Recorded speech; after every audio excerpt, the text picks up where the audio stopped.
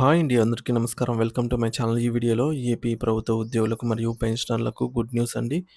PRC మరియు IR కోసం బొప్పరాజు వెంకటేశ్వర్ గారు కీలక ప్రెస్ మీట్. దీనికి సంబంధించిన పూర్తి వివరాలు ఈ వీడియోలో తెలుసుకుందాము. వీడియో అయితే ఎక్కడే గాని స్కిప్ చేయకుండా ఎండ్ వరకు చూసేయండి. అప్పుడే ఇన్ఫర్మేషన్ పూర్తిగా అర్థమవుతుంది.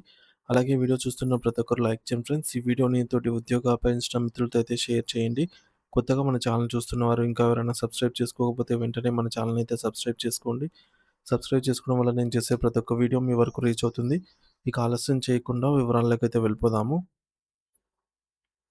ఫ్రెండ్స్, ఇక విషయానికొచ్చినట్టయితే ఆంధ్రప్రదేశ్ రాష్ట్ర వ్యాప్తంగా ఉన్న లక్షలాది మంది ప్రభుత్వ ఉద్యోగులు, ఉపాధ్యాయులు మరియు పెన్షనర్ల ప్రయోజనాల కోసం నిరంతరం పోరాడే AP JAC Amaravati chairman Bopparaju Venkateshwar గారు తాజాగా ఒక అత్యంత కీలకమైన విలేకరుల సమావేశాన్ని అయితే నిర్వహించారు. అమరావతిలోని రెవెన్యూ ఉద్యోగుల సంఘం కార్యాలయంలో జరిగినటువంటి ఈ ప్రెస్ మీట్‌లో ఆయన ఉద్యోగ వర్గాల్లో నెలకొన్న తీవ్ర అసంతృప్తి మరియు ఆవేదనను ప్రభుత్వం దృష్టికి తీసుకొచ్చారు. ముఖ్యంగా 12వ వేతన సవరణ సంఘం, పీఆర్సీ ఏర్పాటు మరియు మధ్యంతర భృతి, ఐఆర్ ప్రకటన విషయంలో ప్రభుత్వం అనుసరిస్తున్న తత్సారంపై ఆయన ఘాటుగా స్పందించారు. వేలాది మంది ఉద్యోగులు, ఉపాధ్యాయులు మరియు వృద్ధ పెన్షనర్లు తమ ఆర్థిక స్థితిగతులు మెరుగుపడతాయన్న ఆశతో 1000 కళ్ళతో ఈ ప్రకటన కోసం ఎంతో ఆతృతగా ఎదురు చూస్తున్నారని ఆయన పేర్కొన్నారు.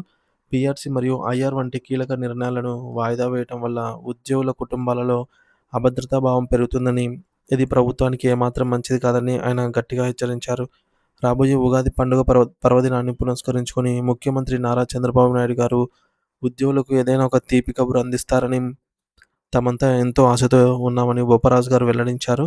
ఉగాది అంటే కొత్త సంవత్సర ప్రారంభం కాబట్టి ఆ రోజైన పీఆర్సీ కమిటీ నియామకం లేదా ఐఆర్ పెంపుపై స్పష్టమైన ప్రకటన వస్తుందని ఉద్యోగుల లోకం భావిస్తోంది. ముఖ్యమంత్రి శ్రీ నారా చంద్రబాబు నాయుడు గారి పరిపాలనా దక్షతపై మరియు ఆయన ఇస్తానన్న హామీలపై ఉన్న అచంచలమైన నమ్మకంతోనే తాము ఇప్పటివరకు ఎటువంటి ఉద్యమ దశకు వెళ్ళలేదని సహనంతో వేచి చూస్తున్నామని ఆయన స్పష్టం చేశారు. అయితే ఈ నమ్మకం నీరు కారకుండా చూడాల్సిన బాధ్యత ప్రభుత్వంపైనే ఉందని ఆయన గుర్తు చేశారు. ప్రభుత్వం గనుక స్పందించకపోతే ఉద్యోగుల నుండి వచ్చే ఒత్తిడిని తట్టుకోవడం తమకు సాధ్యం కాదని ఆయన ఆందోళన వ్యక్తం చేశారు. పీఆర్సీకి సంబంధించిన గడువుల గురించి ఆయన మాట్లాడుతూ 11వ పీఆర్సీ గడువు వాస్తవానికి 2023 జూలై 1 తేదీ నాటికే ముగిసిపోయిందని వివరించారు. అంటే గడిచిన 1.5 ఏడుగా ఉద్యోగులు కొత్త వేతన సవరణ కోసం నిరీక్షిస్తూనే ఉన్నారు. గత వైఎస్ఆర్ కాంగ్రెస్ పార్టీ ప్రభుత్వం తమ హయాంలో పీఆర్సీ కమిటీని నియమించినట్టు కేవలం నామమాత్రపు చర్యలు చేపట్టి చేతులు దులుపుకుందని ఆయన విమర్శించారు. కానీ కొత్త ప్రభుత్వం అధికారంలోకి వచ్చిన తర్వాత ఆ పాత కమిషన్ స్థానంలో ఒక కొత్త కమిటీని నియమించే ఊసే ఎత్తకపోవడం ఉద్యోగులను తీవ్ర నిరాశకు గురిచేస్తోంది. పీఆర్సీ అంటే కేవలం జీతాల పెంపు మాత్రమే కాదు, అది ఉద్యోగుల హక్కు అని, దానిని నిర్ణీత సమయంలో అమలు చేయకపోవడం వల్ల ఉద్యోగులు ఆర్థికంగా భారీగా నష్టపోతున్నారని ఆయన గణాంకాలతో సహా వివరించారు. ప్రస్తుతం ఉద్యోగ సంఘాల నాయకత్వంపై క్షేత్రస్థాయి నుండి విపరీతమైన ఒత్తిడి పెరుగుతోందని బొప్పరాజు గారు అంగీకరించారు. పీఆర్సీ మరియు ఐఆర్ బకాయిలను సాధించలేకపోతే ఆ నాయకత్వ బాధ్యతల నుండి తప్పుకోవాలి అంటూ సాధారణ ఉద్యోగులు మరియు ఉపాధ్యాయులు తమను నిలదీస్తున్నారని, తమను దోషులుగా చూస్తున్నారని ఆయన ఎంతో ఆవేదనతో చెప్పారు. నాయకులుగా తమ ఉనికికి ప్రశ్నార్థకం కాకముందే ప్రభుత్వం స్పందించి తక్షణమే పీఆర్సీ కమిటీ నియమించాలని డిమాండ్ చేశారు.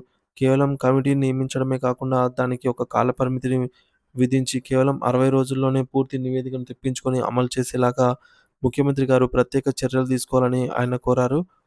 ఇలా యుద్ధ ప్రాతిపదికన నిర్ణయాలు తీసుకుంటేనే ఉద్యోగుల్లో పోగొట్టుకున్న నమ్మకాన్ని మళ్ళీ పునరుద్ధరించడం సాధ్యమవుతుందనైతే ఆయన అభిప్రాయపడ్డారు.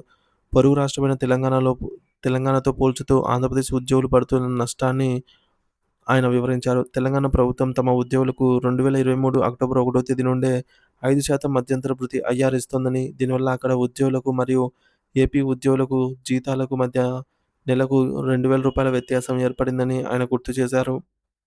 పక్క రాష్ట్రంలో ఇస్తున్నప్పుడు మన రాష్ట్రంలో ఎందుకు ఇవ్వలేరు అని ఉద్యోగులు ప్రశ్నిస్తున్నారని, ఈ నెలవారీ లోటును ఎవరు భర్తీ చేస్తారు అని ఆయన నిలదీశారు.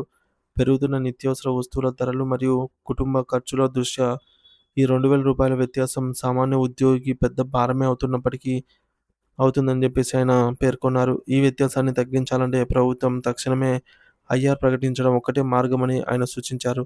చివరగా రాష్ట్రంలోని లక్షలాది మంది ఉద్యోగులు, పెన్షనర్లు మరియు వారి కుటుంబాల ప్రయోజనాలను దృష్టిలో ఉంచుకొని ప్రభుత్వం వెంటనే ఒక నిర్ణయం తీసుకోవాలని బొప్పరాజు వెంకటేశ్వర్ గారు డిమాండ్ చేశారు. ఒకవైపు పాత పీఆర్సీ బకాయిలు, మరోవైపు కొత్త పీఆర్సీ నియామకం, ఇంకోవైపు ఐఆర్ ప్రకటన ఇలా అన్ని అంశాలు పెండింగ్‌లో ఉండటం వల్ల ఉద్యోగ వర్గాల్లో ఒక రకమైన అశాంతి నెలకొందని ఆయన వివరించారు. ప్రభుత్వం సానుకూలంగా స్పందించి ఉగాది నాటికి ఒక స్పష్టమైనటువంటి ప్రకటన చేయకపోతే భవిష్యత్తులో ఉద్యోగ సంఘాలు తమ కార్యాచరణను మార్చుకోవాల్సొస్తుందని ఆయన పరోక్షంగా హెచ్చరించారు. ప్రభుత్వం ఉద్యోగుల సహనాన్ని పరీక్షించకుండా వారి సమస్యలను పరిష్కరించి రాష్ట్ర అభివృద్ధిలో వారిని భాగస్వామ్యం చేయాలని ఆయన ముక్తకంఠంతో కోరారు. ఈ సమావేశంలో ఏపీ జేఏసీ అమరావతికి చెందిన ఇతర ముఖ్య నేతలు కూడా పాల్గొని బొప్పరాజు గారి డిమాండ్‌లకు తమ పూర్తి మద్దతును అయితే ప్రకటించారు.